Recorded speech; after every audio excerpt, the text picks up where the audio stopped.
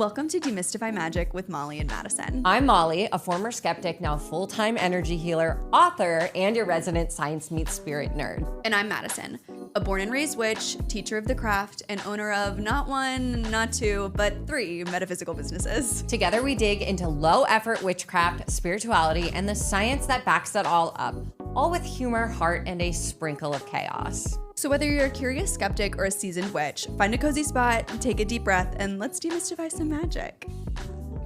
Howdy, doody, friends. Hello, hello.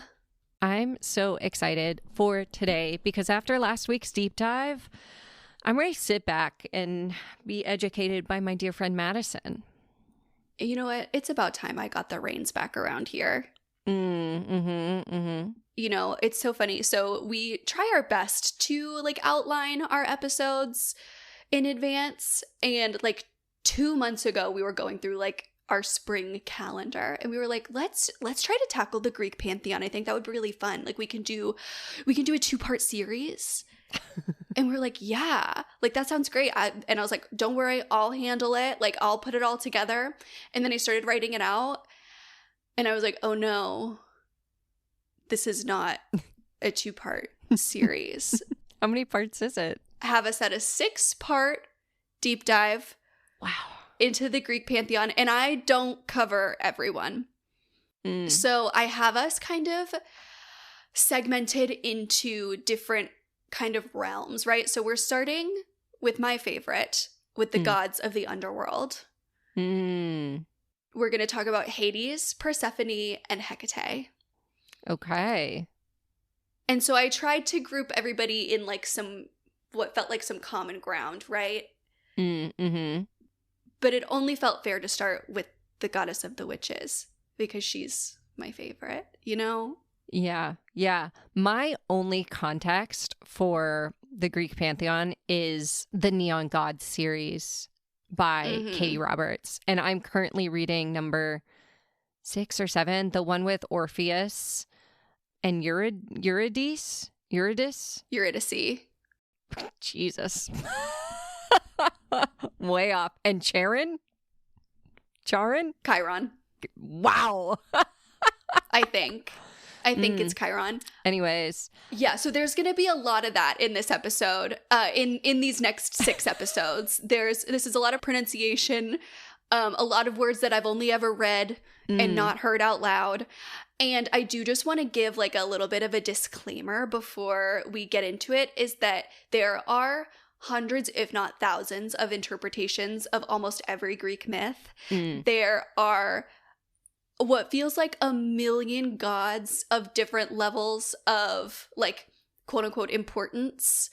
And so we would have to start another podcast to really do a full deep dive into each and every one of these could be fun. Entities, energies, deities. Could be fun. So I've structured my research in a very specific way for each of these episodes, which is to tell you a little bit about who this god is, a little bit about their mythology, important moments. Again, there are many different interpretations. So what I'm going to say is one of, so you might have heard something different or read something different somewhere else. I'm not claiming any of this to be the one end all be all. But again, I had to lay some sort of baseline. We had to start somewhere, you know? And then I have some signs that it might be time to work with this deity, that they might be reaching out to you, and then ways to work with them. Ooh, I'm excited about this. And then some common offerings and some common correspondences as well. I love that you went with Hades and Persephone for the first one because that is also the first book in the Neon Gods series. It is also the gods that a lot of people I think are most familiar with. You know, we're definitely going to talk about all of the main gods that are, all the ones that live on Olympus and are the Olympians. Yeah. But we are also going to talk about some other gods who live in other places and, bear dominion over other things. But again, this is not a complete or exhaustive list. These are just the gods that I found most interesting, that I know most people, when they talk about the Greek pantheon, are referencing or have relationships with, and again, would love to do more later with this. I would love a Hecate smut book from Katie Roberts, if there isn't one yet. I don't think there is. So I just read recently the book Hecate by Nikita Gill, which is not smut, but it is the most incredible fictionalized version of Hecate's mythology. It is so fucking good. It's one of the only reasons that I know how to pronounce some of the words that I'm about to tell you about the Underworld. Do you listen to an audiobook? Yes, it's amazing. Okay, wait, hold on. Let me pull this up on Libro FM, which we have a code for, by the way. It's Demystify Magic. And it's in the description. What is it called? Hecate? It's called Hecate by Nikita Gill. Downloading it with my credits right now. It's incredible. Like, so fucking good. I laughed, I cried, I smiled, I teared. I will say my favorite book of the Neon God series is the one of the Ares trials. I don't know that I've read that one yet. Yes, I have. Yes, I have. It's the third or fourth one. Yeah, it's the third one. I always describe it it's as really good. Hunger Games, but Peeta and Gale are both fucking Katniss, and it's great.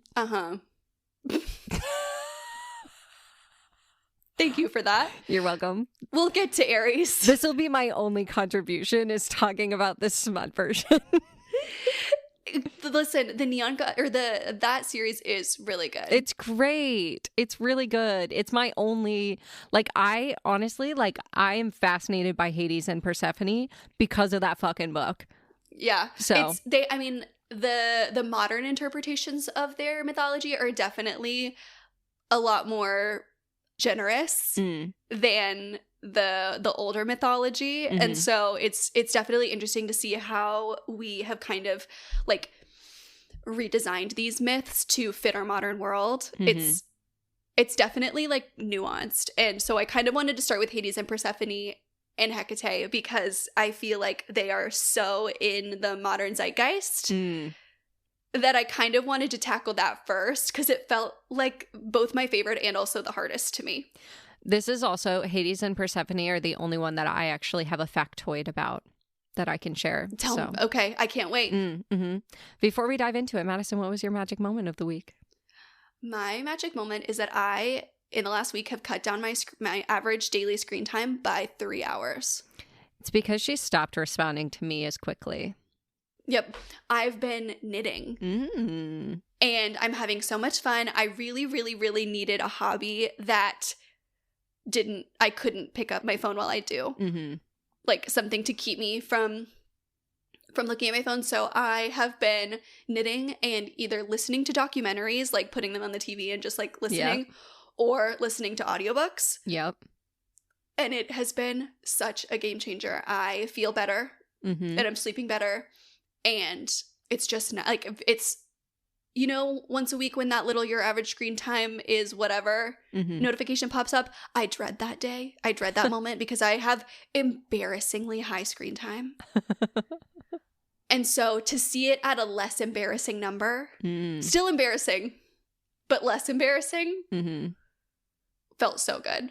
I love that. I feel the same way about crochet. I'm it's so funny because I notice, when you have something happen that you're I shouldn't worry about this, but I'm going to worry about this. My brain starts to loop on it. And then I start crocheting and within 10 minutes, it just stops. Yeah. It's so cool. What's your magic moment? My magic moment is I crocheted a giant cardigan. It's really cute. I used chenille, I think that's how you say it, yarn. So it's soft and plushy. And it goes all the way down to the middle of my calves. And it's super cozy. And I love it. And it's imperfect. And I don't care. It's great. I wear it all the time. I'm never going to wear it out of my house. It's my house coat. I even made a pocket for my phone. Perfectly sized my phone. And I loosely followed a pattern, but mostly didn't. And now I feel like I have the confidence to make anything. This is my first cardigan, and I'm very proud of it. And it's very cozy, and it's sitting right behind me right now. And sometimes I just like to touch it because it's so soft. I love that. I've been working on a sweater because, of course, I decided I wanted to learn how to knit and started with a sweater.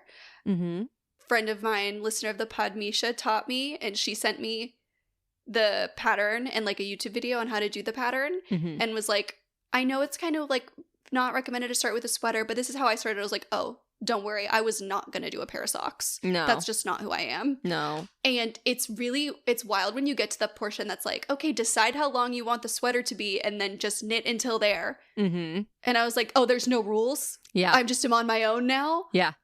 Yeah. It's really fun. It's very fun. Yeah. I'm currently, so I had listener / friend of the pod, Connie, who's a student of mine. She mailed me a giant box of yarn that she was getting rid of. Oh, that's really sweet. And so now I have an assload of yarn, but a lot of it's like discontinued yarns. So I have 2 balls of yarn that I'm trying to make a tank cardigan. And I'm like, will I have enough? Will I not have enough? Who knows? I'm almost at the halfway mark. And if I can get to the halfway mark before finishing this ball of yarn, all of my anxiety will go away. I'm convinced of it. But until then, I'm like, I don't know. I could run out with like 1 row left. Who knows? We're on the edge of our seats here, everybody. So I'll keep y'all posted. But I've also been enjoying the fiber arts. Love to hear it. Shall we get into it? Let's get into it. So, welcome to the Underworld, everybody. I thought it was really important to group these gods together. And specifically these 3, Hades, Persephone, and Hecate, they are all pretty intimately linked. Hecate is present at the moment of Persephone's abduction, and it's actually her who guides Demeter with her torches in the search for her. I know nothing about that story, by the way. You just said abduction, and I was like, what? Yeah. Oh, we'll get into it. Great. But the original mythology is that Hades takes Persephone to the underworld against her will. These 3 form this kind of like natural trinity of transformation and depth and like liminal spaces. And working with one does often open doors to working with the others. They all kind of exist in the same domain. And so I thought it was important to give you just like a little bit on the geography of the underworld before we got started. The underworld is often called Hades after its ruler, but it's divided into distinct regions and they each serve a different purpose. So the Elysium or the Elysium Fields, this is the paradise realm. It's reserved for heroes and the especially virtuous. Think lush fields, eternal sunshine, and like just endless peace. It's the closest thing that the Greeks have to like a traditional heaven. Some myths describe a further layer called the Isle of the Blessed, and that's for those who have achieved Elysium 3 times over. Wait, what? How do you do that? Like you die and be reborn? No, I think my understanding is like, because there's no reincarnation. Like it's just life and then you're in the underworld forever. Okay. My understanding is like being 3 times as good, like doing something that would grant you access to the Elysium Fields 3 times. Okay, heard. Next is the Asphodel Meadows, where the majority of souls end up. It's not being punished and it's not being rewarded. It's literally just like an eternal existence. This is kind of how I would, like if you operate with Christian terms, like purgatory. It's a neutral gray expanse where ordinary souls wander. This is where most humans go. Okay. Which, in my opinion, sounds awful. Yeah. Next is Tartarus. This is a deep pit underneath the underworld itself. This is where the worst go. This is the hell? This is basically hell. It's where the truly wicked and also the Titans are imprisoned and punished. What's a Titan? So, Titans came before the Greek gods. Okay. Do you know kind of the story of where the Greek gods came from? No. So there first were the Titans, and there was a Titan named Kronos. Okay. The 3 brothers, Zeus, Hades, and Poseidon, I believe. It was just those 3. I have more on this in my notes for one of the further episodes. I haven't quite gotten there yet. They were born from Kronos, and then Kronos knew of their power and tried to eat them. And so Zeus cut his way out, and it started this like great war between the Olympians and the Titans. Okay.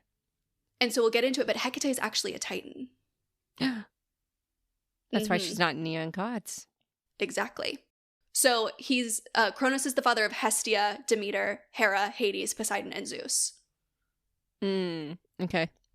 And they cut their way out of him, and that is how this like great war started between them. It's a battle for power. As all wars are. Yes. So Tartarus is where the Titans were imprisoned after that war. It is reserved for like the absolute worst of the worst. Like Sisyphus pushing his boulder. Why was that bad? That was his punishment. I can't remember exactly what he did, but you know the myth of the guy pushing the boulder up the hill, and as soon as he gets to the top, he's back at the bottom? That's what Tartarus is. It's like a very specific punishment is doled out in this layer of hell. What do you think your punishment would be if you ended up That's there? a really good question. Mine would be having to put contacts in. I'm terrified of eyeballs and touching eyeballs and seeing people touch eyeballs. So I feel like that would be... I would rather push a boulder up a hill over and over and over for eternity.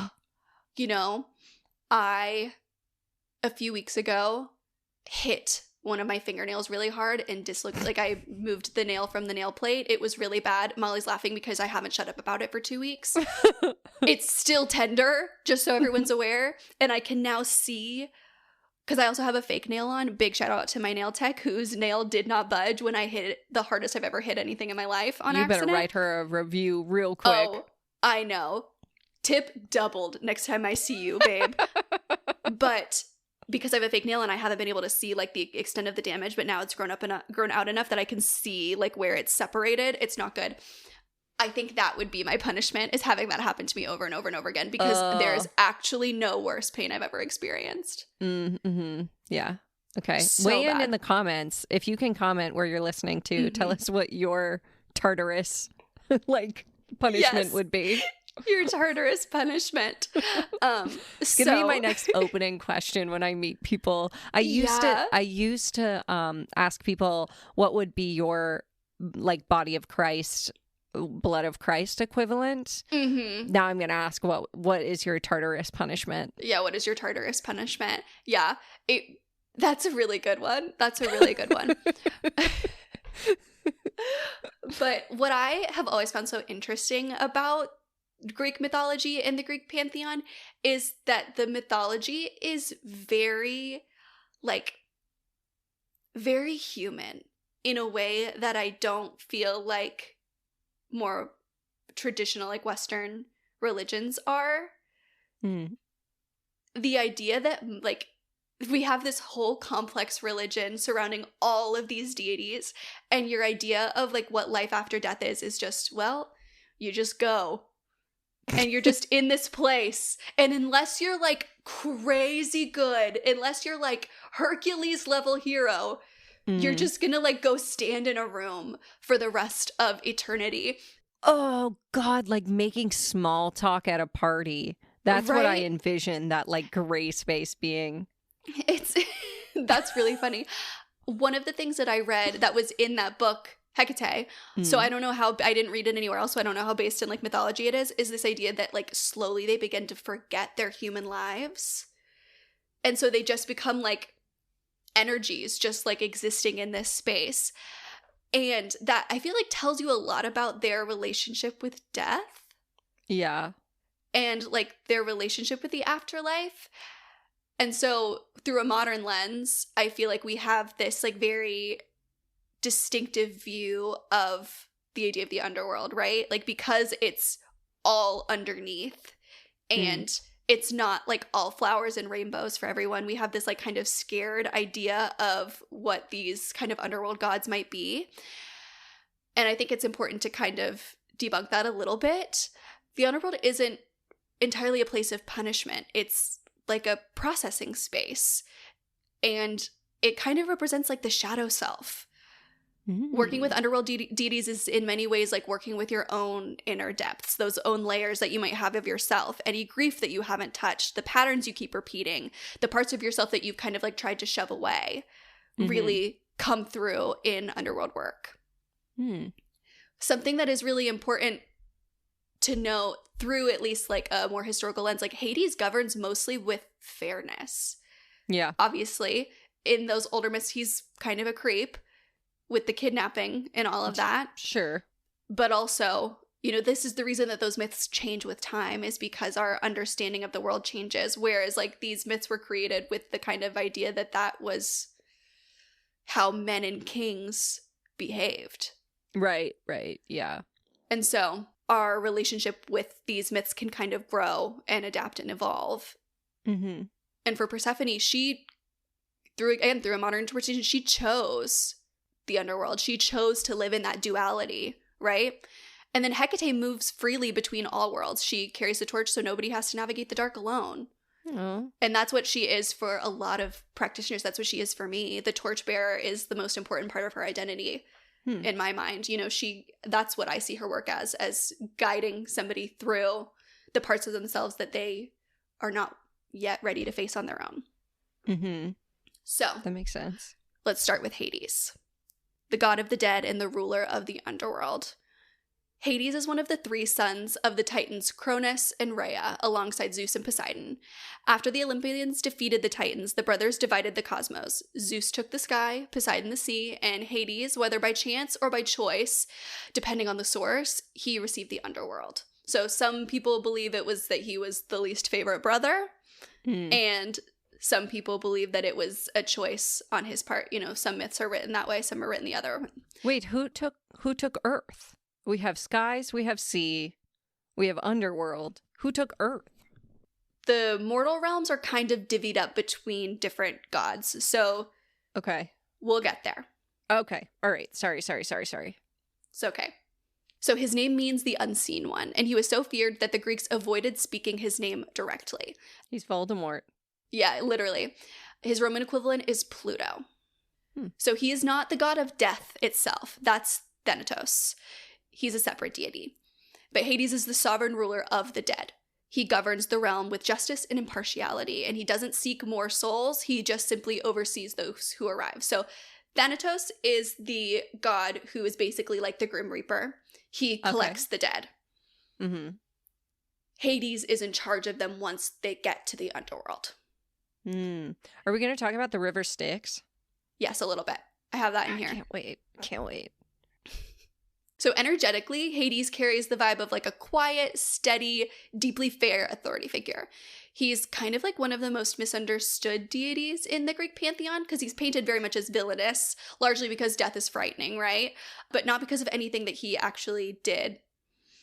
He rarely appears in myths as an aggressor, but he's usually like contained and consistent and like pretty principled in his rulings, right? I always like what I have always associated Hades with is hell. Like you telling me the underworld is like where all souls go is like eye-opening to me because I always thought underworld equals hell. Something else is where everyone else goes. Yeah, no, he's the ruler of everyone when they die. Wow. Which kind of makes him like the most powerful. Yeah, I'm like, I better get on his good side now. Right? We want to go to the Elysium Fields. Mm-hmm. So, Hades. Oh, actually, maybe I think I cut my notes on the rivers, and for that I apologize. I just love the river Styx. I was in a play about the river Styx once, many a year ago. Were. I was 18. It was one of my favorite shows I've ever been in. I'll give you the TLDR on the 5 rivers that flow through. There's 5? Yeah, there's 5 rivers that flow through. The Styx is the primary boundary river. Souls have to cross it to enter, and it's ferried by Charon, Charon. And you have to bring a token, right? Mm-hmm. Yeah, you have to exchange a token to get out of purgatory. I know because I was in a play about it when I was 18. That's all I wanted to say. Okay, great. Is that all you wanted? He requires a coin as payment. This is why the dead were often buried with coins on their eyes or in their mouth. So they would have something to get over the river Styx into the underworld. Except for it doesn't get you out of purgatory to go give him a new one. It's actually quite difficult to get him to take you back. His job is only to take you one way. Like if you get to the underworld, you can't really go back and say, actually, I'd like to try again. Yeah, I knew that. Okay. But you're in purgatory if you don't have a coin, right? No, not really. There's What not happens really if you don't have a coin? You know that? I don't know. And I could be wrong, but there isn't really like a purgatory. Okay. Well, in the play there was. And so maybe you should lead the episode. And I'll be honest, the next 4 are quite difficult to pronounce. I'm just going to give you the names. The Lethe, Lethe, the river of forgetfulness. I drive over that one every day. Girl, tell me about it. The Mnemosyne, Mnemosyne. Mnemosyne, yeah. The M is silent. And then the Phlegathon. That sounds really wrong. That cannot be right, but it's Phlegethon. It's a river of flames that flows into Tartarus. And the Cocytus. Cocytus. What's that one? The river of wailing for souls not properly buried and therefore unable to cross. A reminder of how seriously the Greeks took their funerary measures. So, back to Hades. So, Hades actually doesn't appear in as many myths as you might think compared to the other Olympians, partly because he was really feared, but also because his realm is underground and separate from the main drama of Olympus. So part of like what I find so interesting about Greek mythology is how, again, like the word that just keeps coming to mind is human, these gods are. And so they're like quite messy and often fighting with one another. And, you know, there's lots of drama and just general like kind of debauchery happening up in the clouds on Olympus. And Hades is separate from all of it. He's not into the tea. Yeah, he's just like on his own little island, basically, deep under the world. So, kind of like the TLDR on his mythology.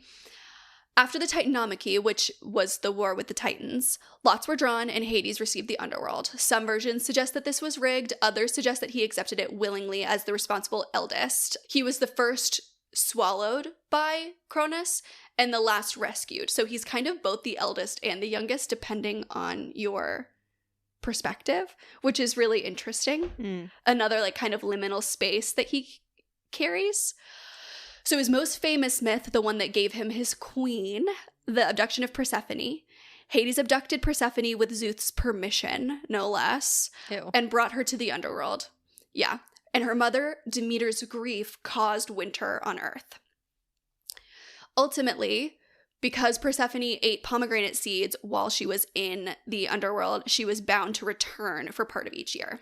I knew about the pomegranates because garnet got its name because it looked like a pomegranate seed. And pomegranates ensured Persephone's safe return to the underworld. And at some point, this was interpreted into garnets. And so now garnets are used to give to friends to ensure they have a safe return when they travel.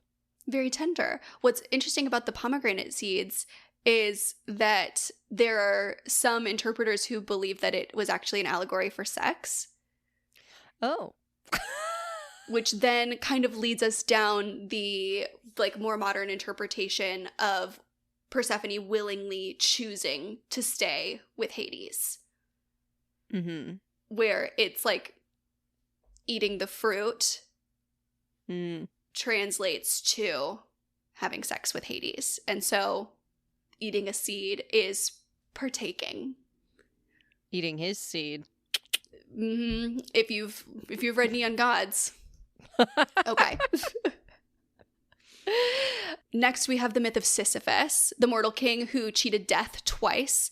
He chained Thanatos so that no one could die, which caused utter chaos. Then he tricked Persephone into releasing him from the underworld. When he finally died, Hades sentenced him to that eternal boulder pushing we were talking about before. And then another more popular myth is that of Orpheus and Eurydice. The bard Orpheus descended into the underworld to reclaim his dead wife. His music moved even Hades and Persephone to tears. They agreed to release her on one condition. He must not look back when they walked from Hades to the entrance to the underworld. Famously, he does turn back.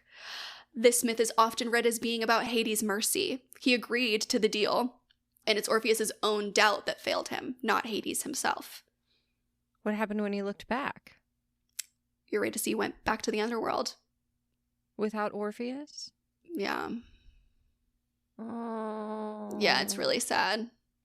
Sorry. Can I just tell you, I have, I'm going to donate $1 for this, but Here we go. MGK has a song called Orpheus, and it's named after Megan Fox has a poem called Orpheus that's about him. And so now I've superimposed MGK's face on whenever I hear the name Orpheus, and that just devastated me.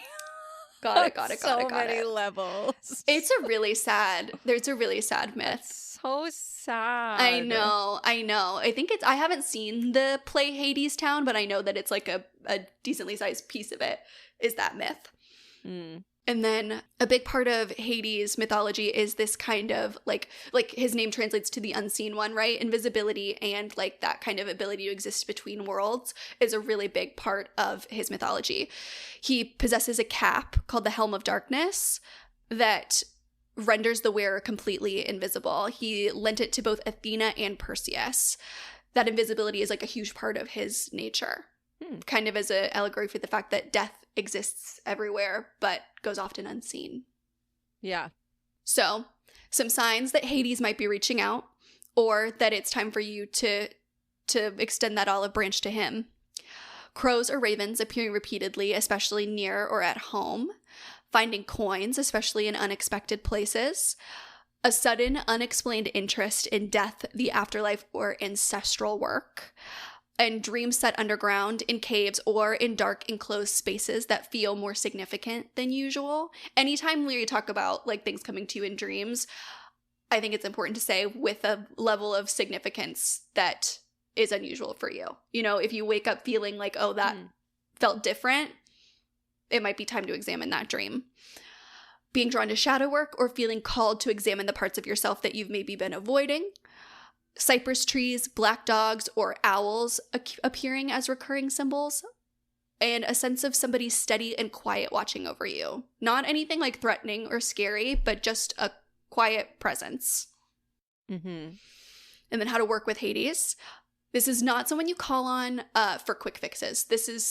Hades is really a god of like deep, deep work. He's suited for shadow work and integrating rejected or hidden aspects of the self, grief processing and ancestral healing, setting and enforcing firm boundaries, endings, releasing relationships, habits, identities, or chapters that have run their course, justice work, especially where fairness has been violated, and connecting with ancestors or honoring the dead. Hades responds to respect, directness, and sincerity. He's not someone that you call on carelessly or without specific intention. Come to him with clear purpose. He's not like that warm and fuzzy father figure, but he is fair and will show up if you're serious. Common offerings include black candles, his primary color, mint. There's an ancient Greek association with a sacred nymph that Hades loved named Minth. Minth. Yes. Mint. Cypress wood or cypress incense, coins placed at a crossroads or on a small altar, obsidian, jet, or black tourmaline, whiskey or dark wine, or bread and simple food left out for ancestors. Fascinating. Correspondences include obsidian, jet, smoky quartz, black tourmaline, and hematite, black, deep charcoal, and dark navy, mint, asphodel, cypress, and narcissus flowers, the black ram, the serpent, the screech owl, and black horses. Symbols include that helm of invisibility that I told you about, a bident, you know, a trident, but a bident is a staff with 2 prongs instead of the 3 that you might see. And then pomegranates. His planet is Pluto, and his day is Saturday. Bident, like the thing the devil carries around. Yeah, yes, exactly like that. So next on our list is Persephone, the queen of the underworld and the goddess of spring. So Persephone is the daughter of Zeus and Demeter, the goddess of the harvest. She begins her mythology as Cora, not as Persephone. Kore. Okay. Why does she change her name? It's after she's abducted that she becomes a goddess. And she takes the name Persephone. That's something I didn't know until very recently. So she was just a normie? A muggle? Like, I mean, she's the daughter of Zeus and Demeter. So, like, not really, like, I wouldn't call her a normie, but the act of going to the underworld is kind of like the catalyst for this transformation where she then becomes known as Persephone. Okay. So she begins as Cora, but she ends that mythology as like this uncontested queen of the underworld, a figure so powerful that even Orpheus had to move her to tears before Hades would give him that deal that we talked about. Aww. Still sad about that. I know, it's really sad. So she's the original dual-natured goddess. So she's the goddess of both the bloom and the root, right? Like what exists in the earth, in the underworld, and what exists in our mortal world, the spring. Both the lightness of that time and the gravity of death. She's the only major Olympian deity who moves freely between the upper and lower worlds.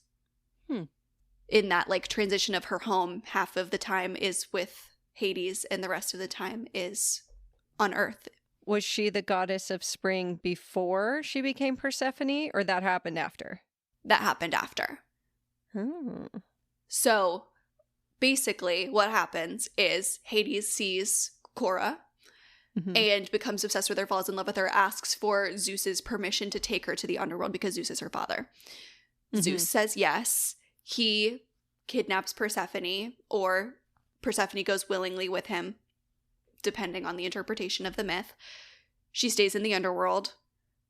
She's later rescued, brought back, but because she has eaten the pomegranate seeds, she has to continue to return. So in her grief, Demeter stops, like, so Demeter is the goddess of the harvest, right? She's the reason that there's like lush plant life on Earth.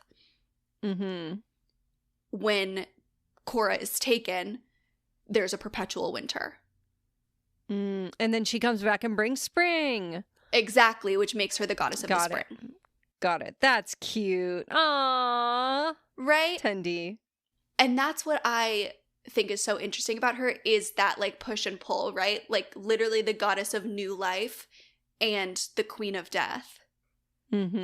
And to me, that's such a testament of like how those things have never been, they've never been separate. It's always been one full cycle. And both of those things can exist in Persephone in the way that they exist in all of us. And that's the reason that a lot of modern witches are drawn to her, right? That duality. She embodies the experience of being forced into darkness and discovering your own sovereignty there.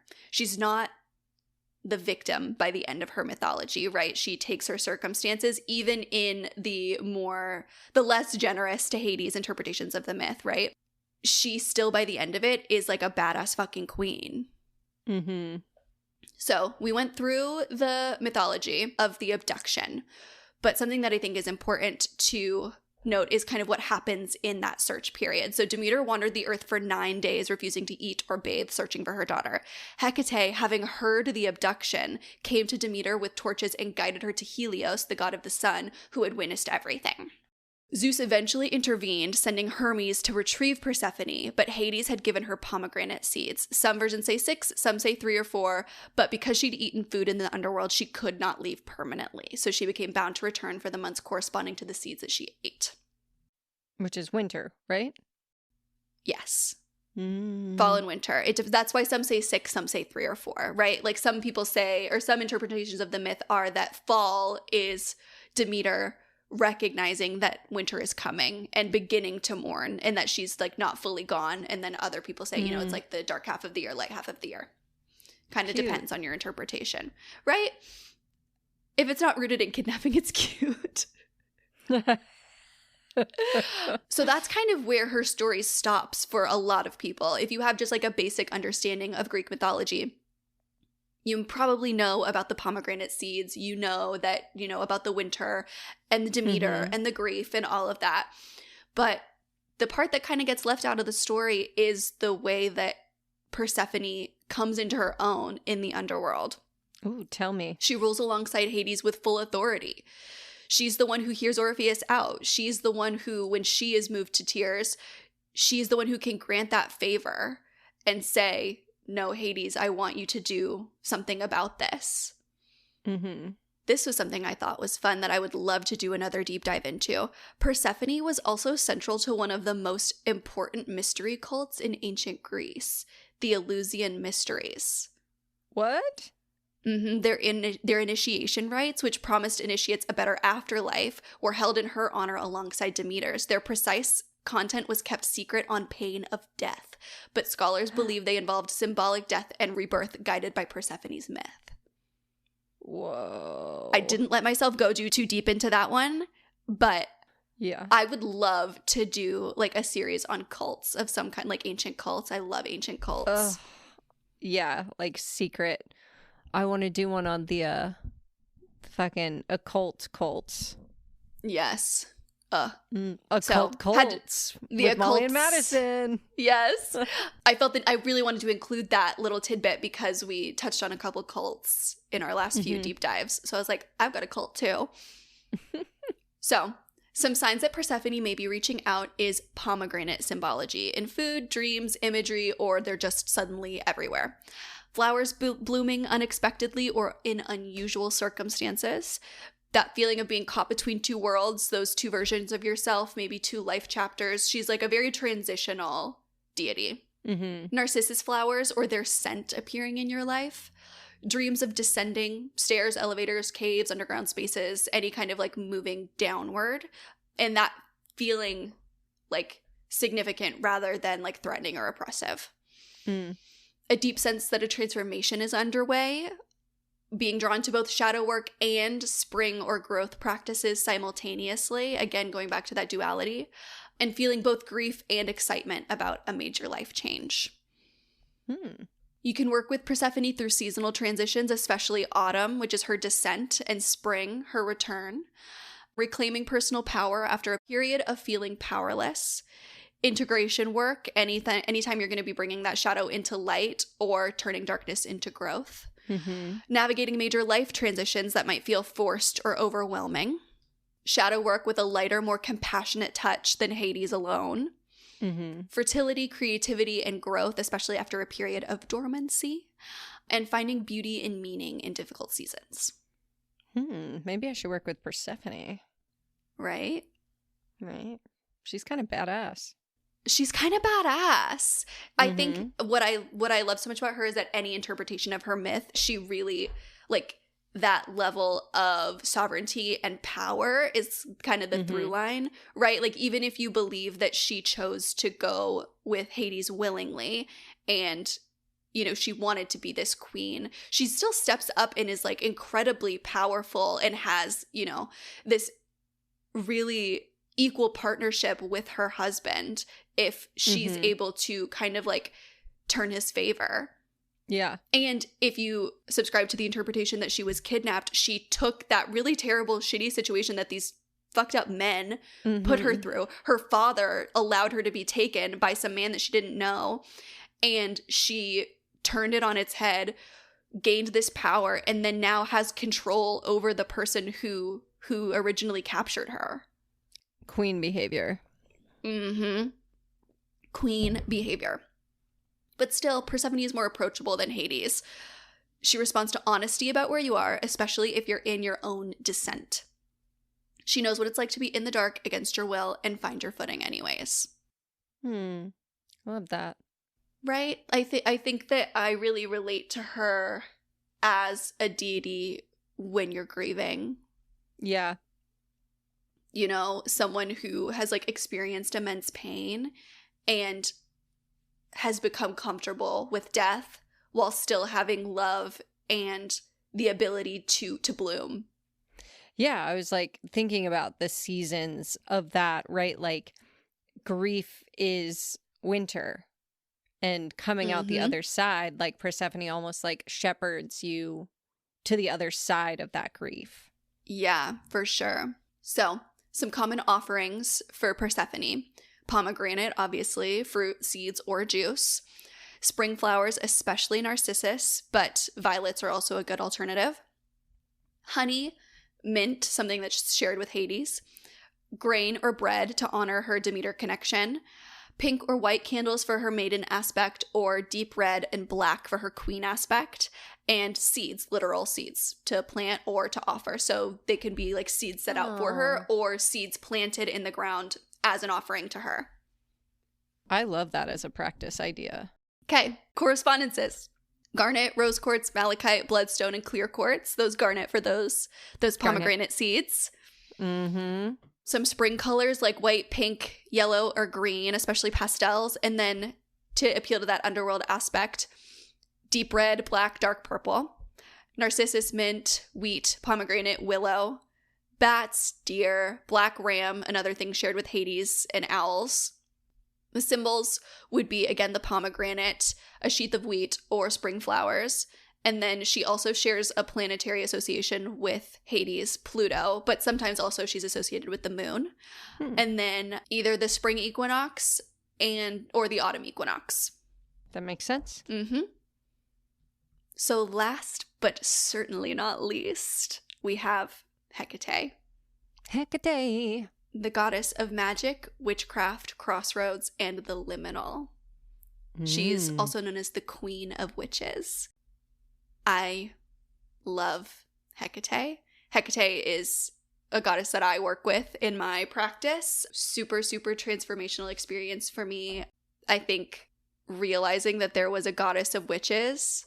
I remember reading Percy Jackson when I was in middle school and being like, oh, if they were real, I would be religious. If what were real? The Greek gods. Oh. And then growing up and being like, oh, like they are. And then recognizing like, oh, there's literally a goddess who is like in charge of the witches. Sign me the fuck up. So Hecate is ancient, literally older than the Olympic pantheon itself. She's a Titan goddess, the daughter of the Titans Perses and Asteria.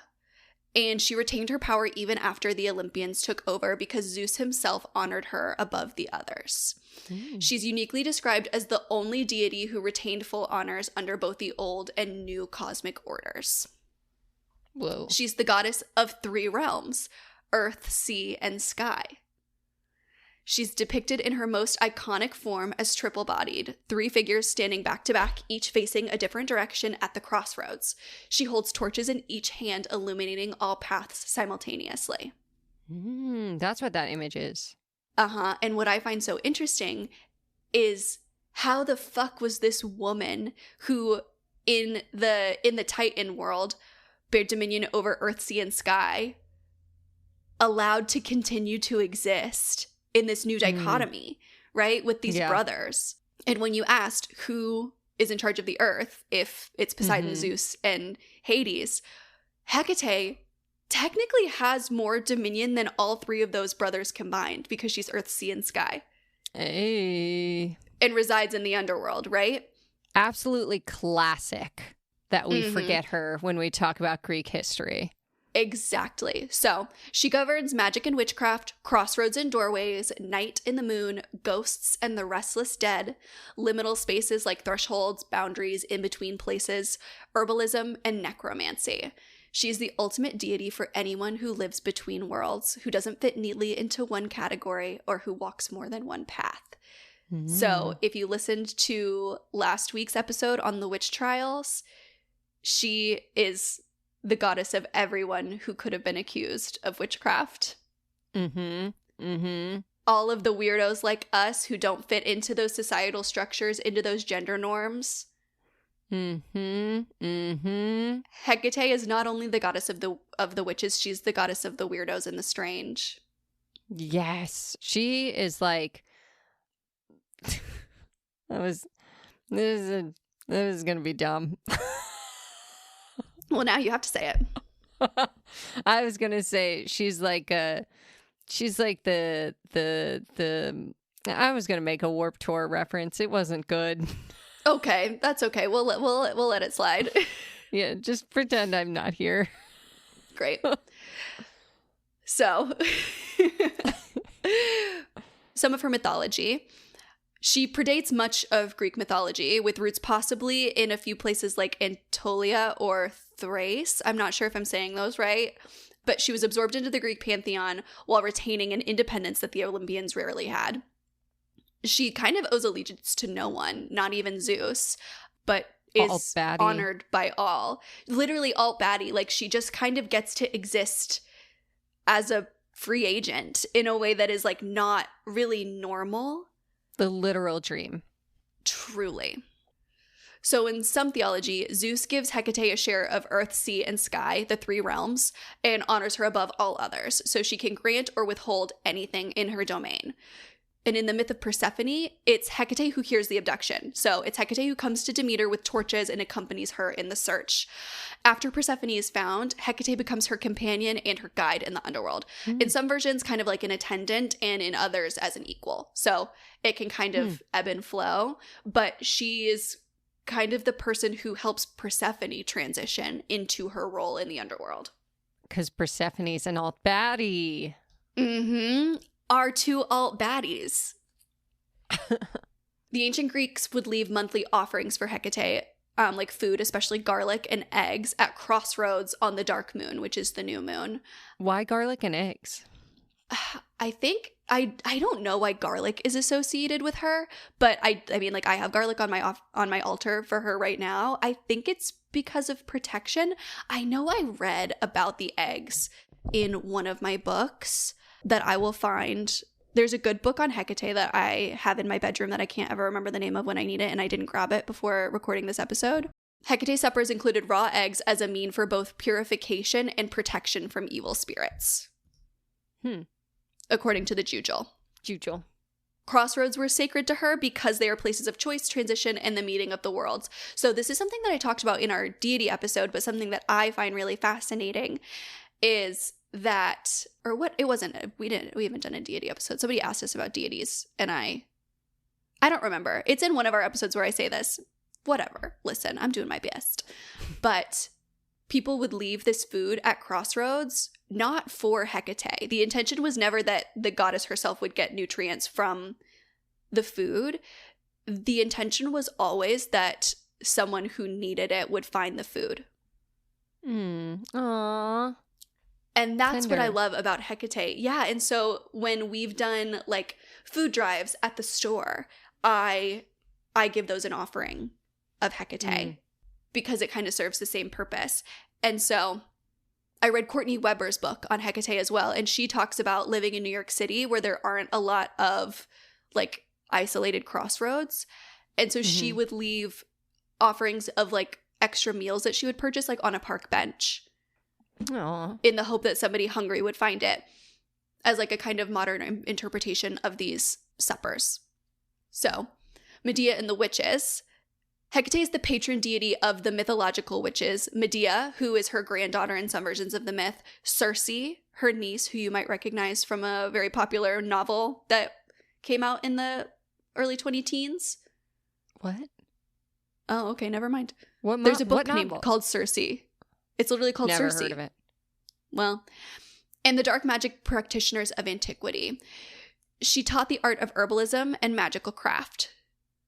So anyone kind of participating in herbalism, magic, kind of healing that way was working under her domain. And while she's not in the underworld, she's not of the underworld in the way that Hades and Persephone are, she moves through it freely. She lives in the underworld. She's associated with the earth, the underground, and also while being lunar and sky associated. So she doesn't really belong to any one place, but she has agency in all of those places, which is another thing that I think is really interesting because that leads her to choose the underworld. She's too pop for the punk kids and too punk for the pop kids. Exactly. It's so true. Alt so baddie. True. Alt baddie.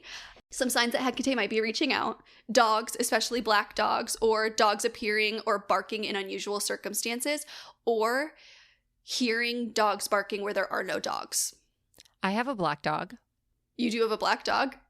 Does that mean? What does that mean? I don't know. Keys, finding keys, dreaming of keys, a sudden preoccupation with doors or thresholds. Candles or flames behaving unusually, so like flickering without cause, or like a sudden pull towards candle magic that you might experience. The crossroads appearing as a theme, literally like noticing crossroads, or metaphorically like being at a major decision point. Wait, Crossroads is my favorite early 2000s movie. There's so many signs. So many. Signs. We're drowning in signs right now. New moon or dark moon energy feeling especially potent for you. An interest in herbalism, especially darker or more complex plants like belladonna, mandrake, or mugwort. Owls appearing repeatedly, or night birds in general. Feeling called to work with the ancestors, or specifically like the restless dead. Liminal moments like dusk, midnight, doorways, thresholds, feeling charged or significant to you. Wait, is restless dead like ghosts? Yeah, like people who are in spirit who might like have passed in a not so great way, or have some unfinished business. Interesting. Sleeping dogs that won't lie, as one might say. Maybe Hecate's been trying to hang out with me for a long time. Damn. Maybe. And then a sense of being guided through darkness. So like if you are kind of in the thick of it and feeling this sense of like somebody's here with me, feeling a sense of support that you don't know where it's coming from, it might be those torches of Hecate guiding you through. Stop. That's so tender. So great times to work with Hecate would be during crossroads decisions, like major life choices where you need clarity about which path to take. She's great for protection magic. She's a fierce guardian of those under her care. Great for shadow work and dark moon rituals. Divination, she governs prophecy and sight. Ancestral and spirit work, communicating with the dead. Liminal magic, new beginnings, endings, in-between states, any kind of releasing magic, especially at the dark moon or the new moon. And herbalism and plant magic. Why is she connected to candle magic? Because she's the torchbearer. Oh, yes. Okay, that makes perfect sense. Yes. Okay. No wonder you like her so much. I was like, candle magic? Check. Alt baddie? Check. Right? Witch? Check. I love her.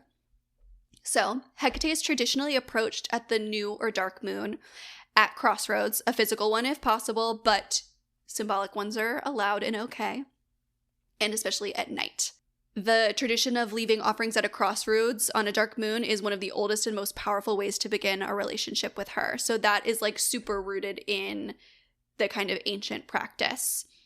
There's definitely like more modern and quote unquote easier ways to do it. But if you want to kind of like connect with her origin story, being a little bit more ritualistic with it is kind of the way to go. When you say crossroads, what does that mean? Physically, it's literally like when a road makes like a T like this, and you can go one of two ways. So like where my cul-de-sac attaches to the main road, I can leave an offering there. I think so. Yeah. If I'm picturing it right, yes. Yeah, it's like a main road, and then my road comes off of it, makes a T. Yeah. So that's a crossroads. Yeah. Okay. For whatever reason, I always thought a crossroads had to be like in the woods, like two trails crossing in an X formation. I mean, I think that's definitely like a crossroads. Yeah. But it's not the only. Yeah, we work in modern times, you know? We don't have to go out to the woods, especially like safety above all else, you know? Yeah. All right. Okay, cool. I can leave a little offering. So she responds to sincerity, consistency, and a willingness to do the inner work that she illuminates. Something that feels important to note is that Hecate is not a deity that you call on once and forget. If she responds to your call, she tends to become a long-term presence. Many practitioners describe her as a guide or a protector. someone who might show you exactly what you need to see, whether or not you're ready for it. She kind of, in my experience, like comes right the fuck in. You become awake to something that you can no longer unsee. And then she's there to guide you through. She's like a really good friend who tells you the hard thing that you need to hear and then make sure that you know that you're not alone. Wait, okay, back on this crossroads thing. Could the crossroads be like where my driveway attaches to the road? I mean, like, I guess. Does that have to be two roads? But it is technically just one road. You're right. I could go multiple directions, though. I'm wondering. I'm anticipating the questions. I think you get it on a technicality. Okay. Hecate's not going to like that. My gut instinct is to say no, like just travel the extra 15 feet to the stop sign, you know? But if that's what you have access to, that's what you have access to. Like I said, like it is always safety above all else. And so if that's what you can do, that's what you can do. You can also literally like draw a crossroads on a piece of paper and put it on your altar and leave the offering there, you know? Okay. But if you're looking to do kind of like the old school, for lack of a better word, Hecate supper where you leave food with the hopes that someone who needs it will find it, go to your most populated crossroads, right? You know? Yeah. I want to put a little library at a crossroads. Oh, fun. I love that. Hecate's library. Or like one of those refrigerators that people have where, you know, like a little free pantry. Oh, Hecate's little free pantry. Oh, I want to do that. I want to do that at the store. You should do that. We should. Okay. Offerings for Hecate include garlic, eggs, honey, black candles, keys, lavender, mugwort, dog imagery or small dog like figurines, dark wine or whiskey, and then that food left at real crossroads.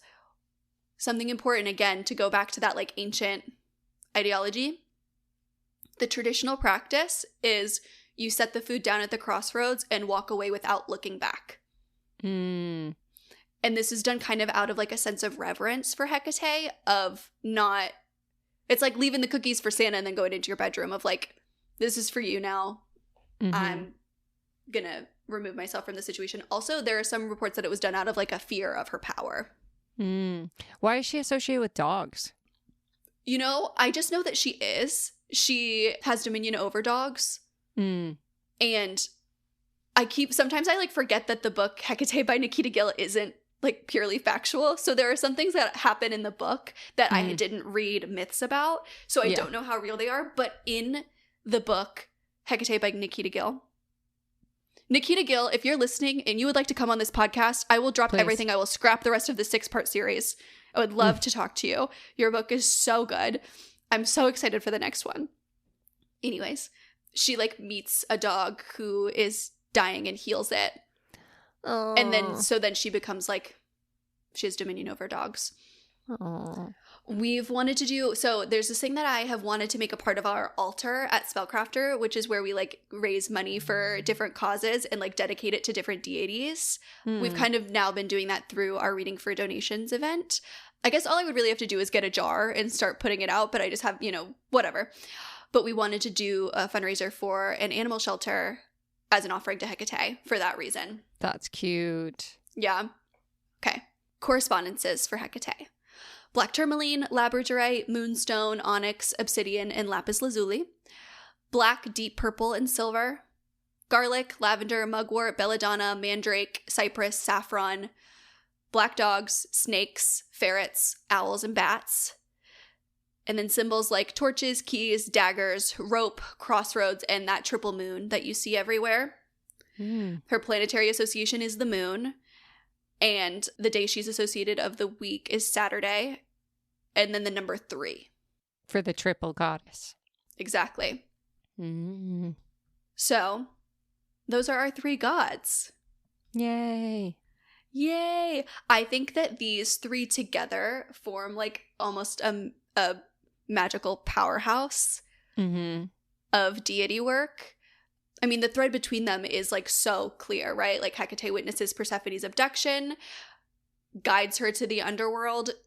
She lives in the underworld with Hades. Not like with Hades, but you know what I mean. Like, yeah, is a part of his domain. And, you know, Hades is that whole realm itself. He's the container within which Persephone's transformation happens. He's like this necessary darkness in all of their mythology. He's like the catalyst to some of their stories.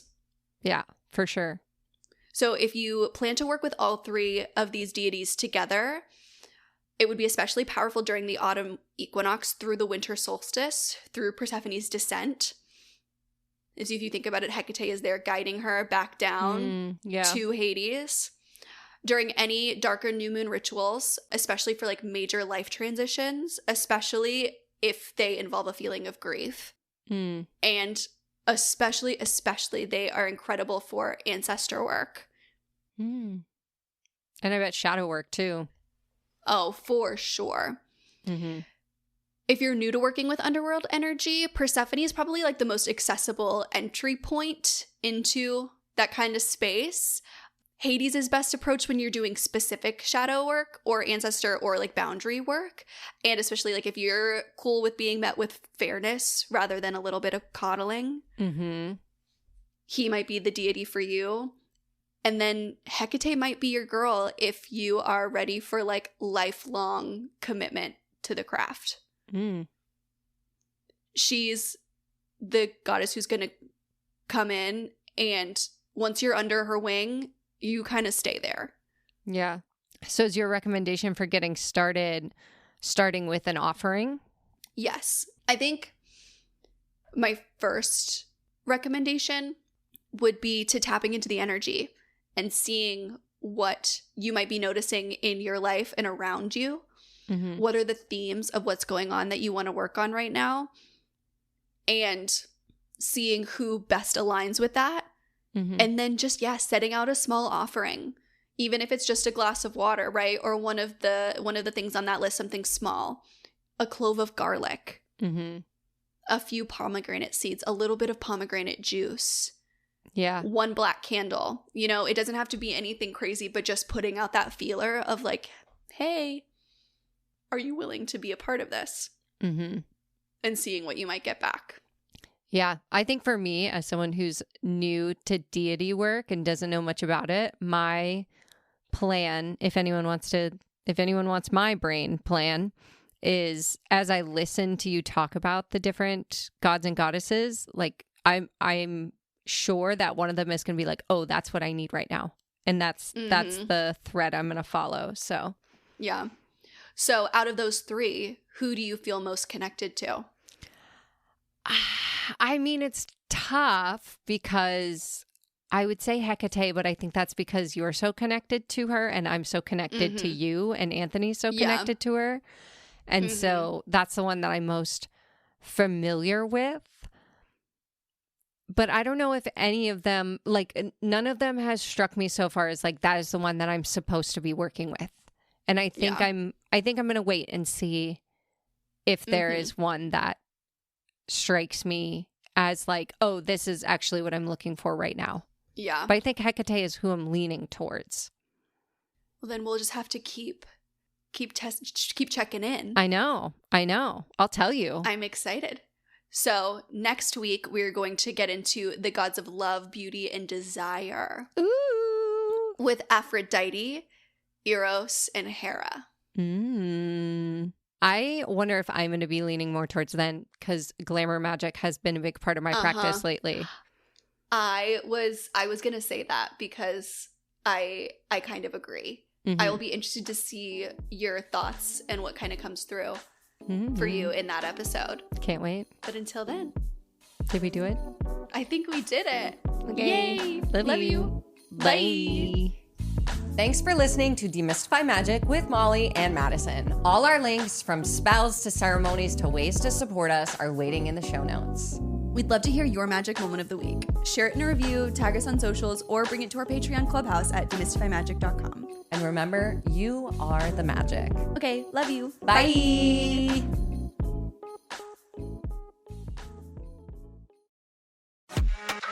Monster Energy. Everybody knows White Monster Zero Ultra. That's the OG. It kicked off this whole zero sugar energy drink thing. But Ultra is a whole lineup now. You've got Strawberry Dreams, Blue Hawaiian, Sunrise, and Vice Guava. And they all bring the Monster Energy punch. So if you've been living in the white can, branch out. Ultra's got a flavor for every vibe. And every single one is zero sugar. Tap the banner to learn more. The UPS Store is making packing and shipping Easter gifts quicker than ever this year with UPS Air. How quick? Quicker than a walk around the park. Quicker than eating all the Easter candies. Quicker than finding a golden egg that you know is stuffed with cash. When you ship UPS Air at the UPS Store, your items arrive on time or your money back. Guaranteed at no extra cost. Exclusively at the UPS Store U.S. retail locations. Send Easter joy on time at the UPS Store. Visit the upsstore.com/air guarantee for full details. Terms and conditions apply.